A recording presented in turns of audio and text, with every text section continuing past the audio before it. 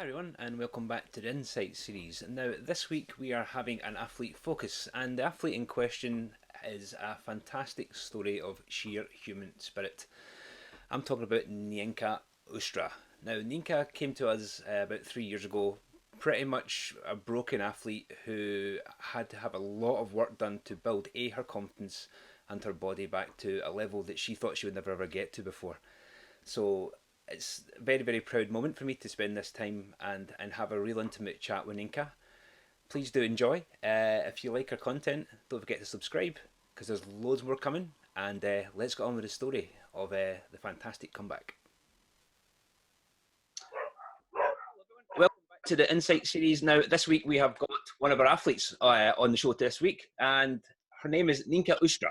Now, Nienke and I have been working with each other for about 3 years. She's got a fantastic story, and she's very much a very much of a pioneer.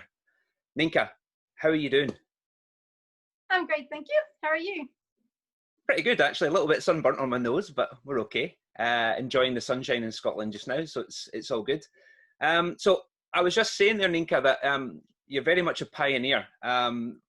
From the kind of athletes that I've historically worked with, they've all been kind of like elite performance, etc., and been very orientated on data and all that sort of stuff. But for you, you're a bit of a fresh air, to be a bit of a breath of fresh air, because you're all about adventure and freedom, and you've done some incredibly inspirational things since you and I have been working together. And it's been great for me as a coach to almost kind of improve my coaching style, because we had to do a lot of stuff, which from injury through to physiotherapy, through to working with the whole of the meta team and our other affiliated people that we work with, which we'll go into during the story which we're going to tell today. But for me, it's been really, really refreshing working with you, and it's really, really pushed me as a coach, because no, well, as with everyone, one week is not the same as the next, but with you especially, with what we've had to work with and underlying situations with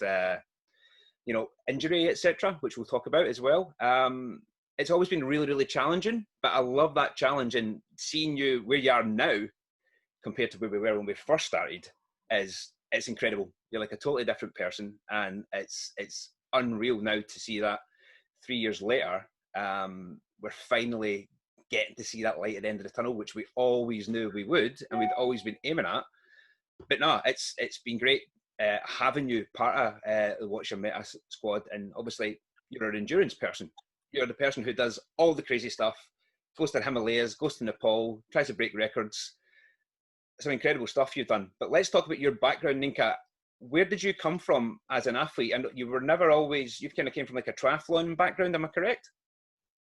Yeah, so I started the sport quite late in life. I've always been a competitive person. I used to show jump horses when I was a kid, so that sort of competitive edge I've always had. But I didn't really get into sports properly until I moved to New Zealand to study.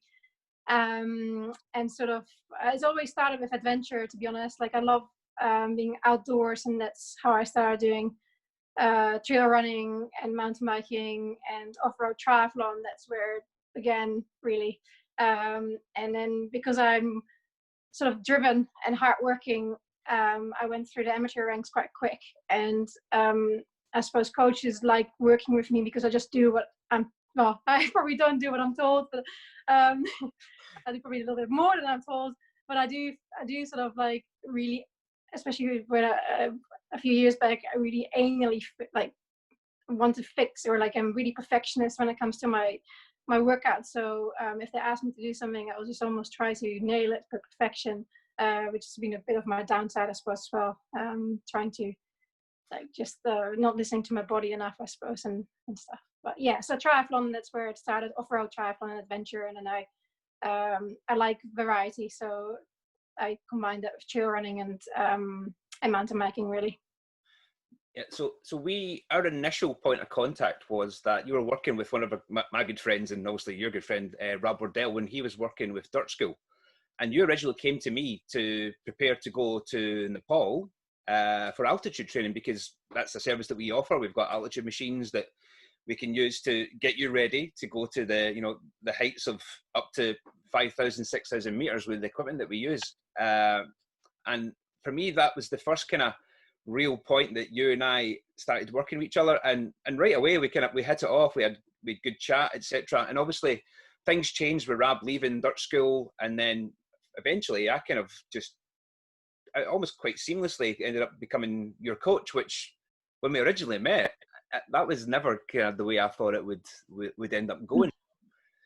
Now we're 3 years into this, and it's been one of the most rewarding coaching experiences that I've had. And over the last 6 months, that's really proven that the fact that if we can really dig into what the individual needs from a physical point of view, a support point of view as a network, as well as from the mental side as well, you can really start making some massive gains. And you had obviously came from an incredibly, a successful triathlon background, but unfortunately you had overtrained and kind of broke yourself. But what was the injury that you actually ended up sustaining again, Nienke?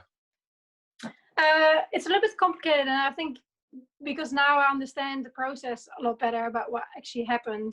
So I started off with, just to summarize it, like I depleted my parasympathetic nervous system. So I don't know if athletes that work with HRV will know, when your HRV is not right, that you need to rest. So you get like the red zone. Well, I was basically 18 months in the red zone. So my heart rate was really low. I couldn't really, it was not kicking in. And then I had the side effects from the whole parasympathetic nervous system. So I had problems with my digestion, everything basically. But because I didn't really know what was going on at the time, I didn't have the right support network. And I'm someone that is a bit like, well, I have to work hard. And if I'm not performing, I'll just work harder. And that's sort of my sort of go-to setting instead of backing off. My body kept on giving signs that I need to slow down, and I just wasn't listening. And then I had a really minor crash, really realistically, and fractured the wing of my vertebrae. But also, again, I did go to the doctor, but I think I downplay a lot of things. So I didn't really get diagnosed properly until pretty much 18 months later, when I lost like about 50% power in my left leg. I had really a lot of neurological signs in my legs, and in quite a lot of pain. That's how I landed with Rab, basically, because I wasn't really allowed to do any training at this point. Other than that, it told me that I probably would never run again. And so I landed with Rab because I was like, well, if I can't train, then I'll just work on my skills. And then sort of begged him to prepare me for that race that you were talking about in the Himalayas when I met you. But things were so complicated with me anyway that Rab very quickly kept on saying to me, like, there's more going on. And then I think what I like about Rab and also you is that you're not scared to ask other professionals to help in. And he knew your strength and conditioning background as well. So he knew that I needed further help. That things weren't quite in the right place, and that he really couldn't help me completely either. So the sort of shift from Rab to you was quite logical for him as well, because you just had a bit at the time, especially him leaving Dirt School and stuff, a better platform for me to keep on improving, I suppose, and keep on working at getting better. Which yeah. So that's how I ended up with you. And I suppose it's quite funny. Rab's pretty integral to this chat, and obviously his journey's changed an awful lot as well since you originally worked with him. He's now running his own successful Wardell coaching company. He's now up to speed with S&C and stuff like that, and it's great to see that he's taken a deviation in a career that he had a pretty cushy job with Scottish Cycling, and has actually ventured into doing it on his own, and he's working with some pretty good athletes like Ben Cathro and the Kerr brothers and stuff like that. So it's great to see Rab's journey has definitely evolved as well. But going back to working with you, Nienke, it's you say your description of yourself was that you're very trainable, and that is very true. From a compliance point of view, you're definitely over 100% committed to being compliant. The thing we had to really work on with yourself was literally, I think I would have had to have a tranquilizer gun if I was with you. And ultimately just stop you from doing stuff, because I think that given the there was never any doubt in your spirit and your willingness to push back what the doctor said. You were not willing to lie down. You were not willing to just accept that, oh, I'm injured and I'll never do that again. I'll never run again, because you knew that as well as I, when we started working with each other, that there was more to this. And you alluded to the fact that we work with a network, and for you that network would have been myself, to a proportion, Rab, obviously at the start. We've also had people like Morgan Lloyd, who worked with us as a physiotherapist and is an absolutely diamond geezer. Check him out if you can. He now is residing down in Newcastle at Physio House. Brilliant physio who I worked with in several pro teams with, as well as from a personal point of view as well. And then obviously Rob Friel as well, who Rob's a great friend of mine. He's the guy that runs and organises the Duke's Weekender. And obviously Rob's part of this. I would say Rob's part is being the real changing factor within all this change that we've seen around about yourself in the last sort of, I don't know, 6 to 8 months. Would you agree with that? Yeah, absolutely. Rob changed my life. And I talk about the power of kindness. And so Rob wrote me an email after reading one of my blogs, recognized as a pain specialist that he was, what was going on, and reached out to me. And then I don't know if you regret it, because like a lot of emails and questions and lots of, I just bombarded him with like, okay, this is like, it was like in my head, a light bulb went on. Like, obviously, like you said a lot of stuff to me, and now looking back on it, it all fits in. Like, you know, the way that my body was responding to training, or sometimes it was just not firing, and then you would try and explain that to me, which was like we didn't know what we were dealing with, basically. Why was this happening? And then Rob came along and had the knowledge and the science behind it that explained everything that was going on. So basically my central nervous system was on high alert, or it's still, I'm still not completely cured, but it's very sensitive, so it's on constantly high alert to try and protect me. So it's protecting me by either producing pain or so nerve symptoms that my muscles are not firing properly. So instead of like, I'm very, as an athlete, like I'm a high achiever, so it's very easy to think I'm just not good enough and I just have to work harder. So that was always my sort of go-to setting. So I'm sort of someone that push against stuff. So if I'm having a bad day, I just want to push harder against it and try to turn it around, which in my case was the worst I could do, because my central nervous system would be like producing more and more pain to slow me down. And once Rob was explaining it to me and gave me all the science behind it, and I accepted that, I could actually say, okay, today, you know, if I was on the bike and I had pain, I could just actually slow down and say, okay, this is not happening today. I just need to chill out and try to reduce the amount of activity in my nervous system and try to slow things down. And that's when things became easier to accept when I had a bad day, I suppose. Yeah. I think it's not for me just managing your on the bike or off the bike or sporting related world. It's, you've also got a very labor intensive job as a vet, you know, and that doesn't come easy. I mean, especially when you've worked really heavily in the equine side of being a vet. Horses are not easy things to navigate around, and with someone who's got potential instabilities in muscle, etc., trying to bend round these animals and trying to, you know, get yourself into crazy contorted positions, we found that we had to really work on a lot of the strength factor of your body, and that's going back to really simple basics, working with body weight, and then eventually we would get to the point where we could add load. But I think, I don't know if you'll agree with this, but we never, I don't know if you actually were aware of until we started working with Rob and we started getting that network moving, that being the vet actually added more stress to already an immune system and a nervous system that was in high alert, but also because of the fatigue you were going through as well. So it wasn't just the physical and mental side of training, it was also the physical and mental side of your day-to-day job as well. But now we seem to have got to a point with, it's all seems to be working quite nicely. We're obviously paying a lot of attention to symptoms which will change from day to day, etc. But was that something that you kind of really didn't, I'm not too sure you had a grasp of that, but when we actually sat down and we basically were able to work it out, that we had to also allow for the manual labor that you're going through day to day as well. Yeah, I had to sort of I had to make some difficult decisions for myself. Like obviously I've been a vet for a long time, but the physical, as I did, like Rob basically said it very black and white, and he said like you can't overload your nervous system with the work and the stress you had to do as a vet and the amount of training that you want to do as an athlete. So you have to balance it out. I love being a vet, but it came to a stage where like working in when you're in pain all the time, it's not much fun work being a vet either. So I've made some massive changes.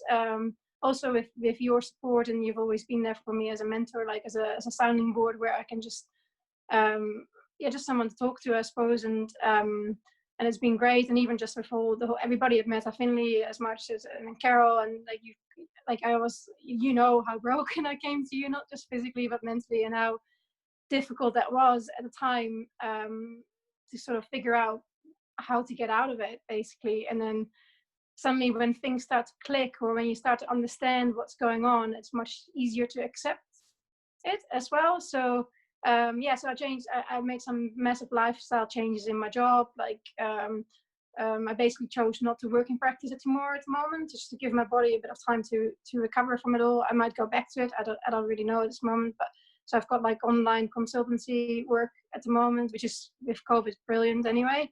So that even the driving the car would cause symptoms.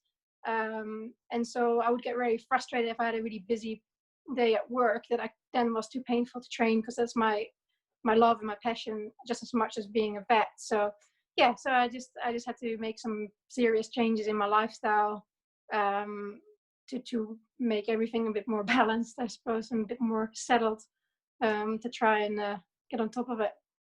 And that's one thing that you can't, we can't not talk about that, because that for you has been a massive step. A lot of change has happened, obviously, physically, mentally, environmentally with you, and now obviously in the workplace as well. You've now pretty much decided that I'm going to take control of this now, and I'm going to be the one that's deciding what I'm doing and when I'm doing stuff. And for me, that's the ultimate part of coaching. It's giving people the tools and trying to point them in directions that they need to try and address. Some people you have to be with yourself. It's been a great coaching experience for me, because I've had to learn an awful lot about you and the world you're in and everything else that's been going on. And some coaches would just like people to follow the plan. This is the plan, this is what we're doing. But sometimes, and especially yourself, there's always been curveballs, pretty much not on a daily basis, but there'll always be stuff. But recently it's definitely been a lot more stable. But I think, again, that comes off the back of the fact that you've actually taken control of what you're doing now. Instead of being, the passenger, you're now driving your life, which I think you've always wanted, but you've never quite had the opportunity or the feedback loop from your body to say, this is actually what I need to do for me. And some people never get to that point, Nienke. And for me, your story is more a human story rather than an athlete story. It's someone who's had some really rough times, and it's somebody who has been told they can't do things, and you've just went, okay, but I'm not going to let the human side of me down. I'm not going to let my spirit down, and I'm going to keep on fighting. And where you are right now just shows just how strong a personality that you are. And a lot of credit has to go to you for actually recognizing these things, and as well as recognizing them, putting them into practice and being open about it. And I think that's one point where our relationship as a coach and an athlete is quite blurred. We're good friends. And for me, it's never really the prescription of the training, which is kind of the conversation that we have. It's always about other things, which I think is very, very important. So for me, it's more about, for you, the human aspect. And I'm so happy and so grateful that you've stuck with me for so long, because the things that we discussed 2 years ago, and I would say that at some point, when we've worked this out, you will start to see the change. You'll start to see the body being more able to react to training stimulus, instead of just feeling that you're just knocking your head against a brick wall, because there was a lot of that. But Yeah. now we're starting to see that come to fruition now, aren't we? Yeah, it's definitely been, especially you and me, because I know I haven't been the easiest athletes for you to coach. But I think like what I liked about Meta from the start is that everybody's really positive. So Morgan as well. I mean, like I had weekly physio for nearly 2 years, and if, you know, I would come to Morgan and I would just be so frustrated because like physically he wouldn't really, this is where the difficult nature of chronic pain comes in, that physically he couldn't really find out why I was still so painful. This was before Rob came along, but still he would just be so positive and always trying to find different ways of looking at it. And I've had in the past people just, and even in my job as a vet, you know, when things get difficult or cases are not getting any better, people quite quickly wash their hands of it, or they get frustrated, or they like feel like they're disappointing you. But instead of doing that, both you and Morgan just like would find different avenues or try different things, or you and Morgan would talk about different strength and conditioning stuff I could be doing. So when I was getting really negative, when I was like, I don't know if I can keep motivating myself if things are not getting any better, then you would show me a video of like 3 months ago and how much I actually had improved in the time, or you would just look at me or try different things, or yeah, and it's been really, I didn't feel so alone in it anymore, I suppose, when I came to you. It was a team effort. And even I remember I was just thinking about this the other day, like when I tried the box jump and you made me do a box jump and I could just not do it. I could just not, my brain was just not be able to proprioceptively do it.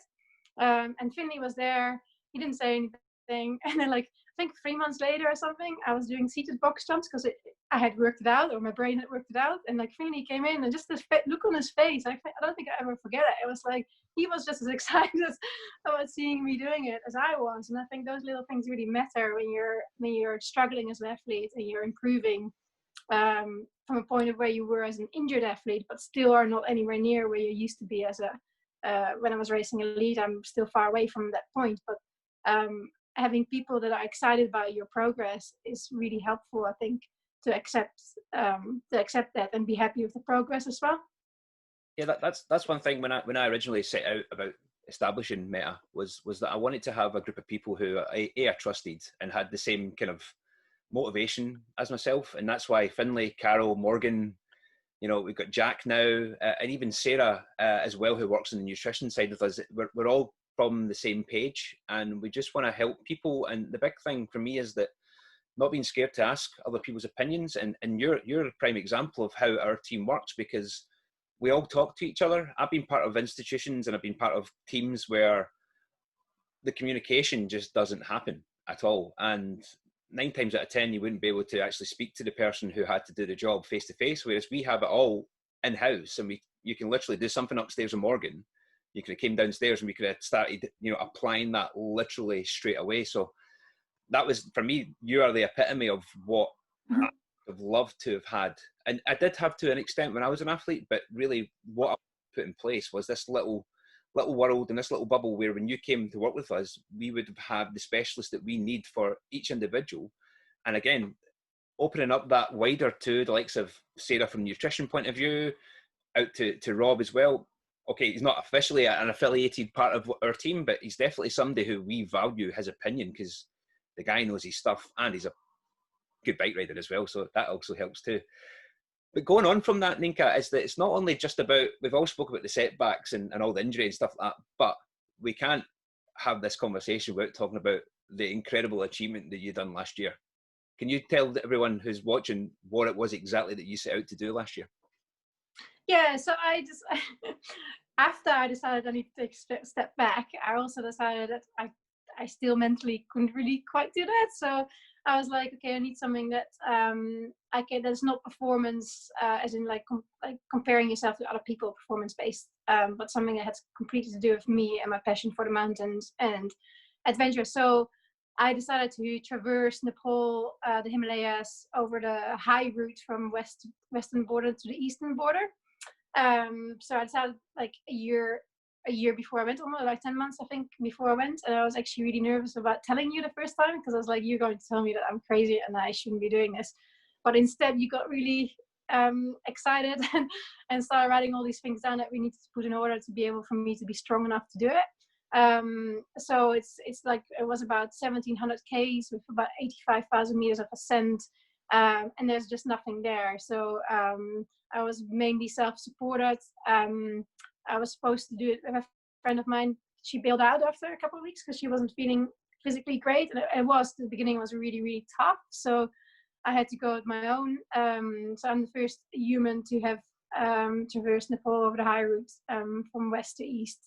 And yeah, it was probably the most, definitely one of the toughest things I've done. Just say that again. You're the first human to do that. Not first lady, not first man, first human being to actually do that. And that in itself, yeah. incredible when where you came from. It's unreal to think about that. Yes, and the interesting, well, I can say that now. Yes, like when I started doing it, I would never, like, it wasn't even about doing a world first anymore. It was about the whole journey to get there, and like by taking the performance, the racing out of it, I think took a lot of pressure on me mentally, and then I started to improve massively in a month before going to Nepal, as in like suddenly I could hit power numbers that I haven't be able to hit in like 3 years. I suddenly was running distances I haven't been able to do in years, and like and so I knew that my mental attitude towards it was really strong when I went there. And then during my time there, it just got better and better. Like my body just, I suppose when you're injured, you get continuously disappointed in your own body, and over there every day it just showed up. It did the job, and like for 7 weeks non-stop, 12 hours a day of tough terrain and tough circumstances. And yeah, so I sort of got trust again that things, and I had no pain there, I had no symptoms really other than normal fatigue, which would be understandable for anyone that does something like that. So that really was an amazing experience to sort of realize what your body is capable of if your mind is in the right place. And I think that's exactly why I wanted to do this Insights for you, because your stories, it's so amazing, and I really want to try and give it as much credit as I can, but I've only got so much time here. But there's obviously, we'll link to the website and all the achievement that you've done. And I think, again, it goes back to just that pure human spirit. You are just not willing to, I mean, and if ever you needed, if I needed any more information to qualify you as an absolute badass, but the fact that you've came from where you were, pretty much a one-legged athlete with incredible aspirations and incredible drive, to then become a person with 2 legs that worked and a whole body that worked, to then go and be the first human to do this, that just blows my mind, because it's unbelievable what you've managed to achieve in such a relatively short time. If you think about from an athlete point of view, 3 years, the first year was pretty much rehabbing, getting you back on the bike, building that confidence. Second year, continuation of that. But then in that last sort of 10 months, it just seemed to just ramp up so quickly. And I was even really taken aback when we were in the gym, or I was watching what you're doing, on your powered sessions on the road, or even in events that we were doing. We were chucking in events like 10 under the bend, Glen 7, just to give you those really bulky days. And you were just absorbing it so well. And I was like, oh my God, this is where I've always wanted it to be. So for me, that was a massive, again, another what I look at as a great achievement from me and my coaching point of view, but more importantly from an interpersonal point of view, of being here and being part of that journey with you it's been an absolute roller coaster. Let's not deny it. There's been a few conversations, there's been tears, there's been everything in it. But for me, it's I love working with you, and it's been such a great experience. My question now is for you: what's next? Yes. What's next? Well, obviously COVID has ruined a few things, or not ruined, actually, I shouldn't say that, like just changed a few things. So I was supposed to go to India at the end of this year to do the Indian Himalayas, which is not as tough as Nepal. It's only like a 2-week journey, because I want to do the whole length. That's the whole plan, the whole length of the whole Himalayas. So that's not happening. But I'm going to change a few things in my life. So I'm looking at sort of spending half my time in the Alps, because climate is a big factor to my triggers as well. So Scottish winters are not good for me. So I've actually just got confirmation that I'll be heading to my first winter in the Alps this year. So I'm leaving in September, but I'll be coming backwards and forwards to Scotland as well. and then just like building on adventure. I was going to do a triathlon this year, but obviously that's not happening either. But I've just been I've been running a lot, as you know. And that's been great because I haven't been able to do that for a long time, and so I've been building that up. But I don't really know at the moment, to be completely honest, just because the world is in a strange place. But just trying to keep working at getting stronger. I'm definitely still not without symptoms, so I'll just keep on working at trying to find that will be my ultimate aim, to have more good days than bad days. And unfortunately at the moment I'm not quite there yet. I know how to mentally deal with it, so it's a massive plus. But as you know, I sometimes message you and like get frustrated. But yeah, it's just I'm really happy with where what I've done and where I am at now. And every now and then I'm someone that always looks forward, so every now and then I just have to look back and see where I was 3 years ago when I first got to you, and even mentally in what kind of bad place I was at. And I couldn't have done it without your help, I think. And then everybody else I've met as well, and even just some of the athletes, like my friend, like Laura, who you coach. There's good friends that know when to reach out when you're struggling. It's just been so important, and I don't think I've ever had that in my life until the last 3 years. So it's been a real eye opener to rely on other people to help you out of a hole. And to be honest about it as well. So yeah, it's been great. So I'm hoping just to keep going, and I'm sure the adventures will keep on coming. And yeah, we'll see what the future holds. So no one knows. I think this again it's an opportunity again to consolidate stuff, and without that pressure of having to perform or have a performance-based point of view right now. Every now and then I'll see you doing something totally random, like swimming randomly the other day. I find these things out on social media because you're silly enough to post it. But I think the one thing for me is that, just to round up, Nienke, if people want to follow your journey, where can they actually find you on social medias, or the website that you had put up for the challenge through Nepal? Where can they actually find out all that information? Yeah, so I've got my Instagram account is called nienkeventures, and I'm on Facebook. And then our website is called saikoloko. It needs to be a little bit updated. I'm working on it to get the final trip and stuff, or whatever I've done in Nepal, to get it all on there and get a blog out. There's also a podcast on Tough Girl Tribe, a bit more specifically about my trip to Nepal. And I'm hoping in November I'm supposed to talk, if it goes ahead, on in Windermere, about my trip to Nepal, and also a little bit about my story. So Instagram is basically what I do most, really, when it comes to my social media stuff.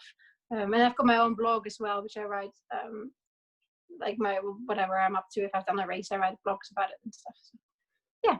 So I'll link all that below in the description. But Nienke, just thanks again for being part of that meta community that we've got, and part of the family. You've been there pretty much from the start, and again, we're all incredibly proud of everything that you've achieved, and the way in which you've kind of held yourself through some pretty tough circumstances. And what they say about tough times make tough people, and you're probably the absolute personification of that. So thanks again for being part of the meta family, and on to the next one. I just can't wait to hear what it's going to be. Thank you for all you've done for me. It's been it's been amazing. A lot more to come, Nienke, so we'll leave it at that. But I will leave all the information down below in the description for anyone who wants to reach out to Nienke. Great stories, great Instagram, brilliant blog. Don't be shy, get involved. And I'd just like to say thank you once again, Nienke. Thank you for your time today and being part of the new Insight series from the Watch Your Meta team. Cheers. Thanks for having me.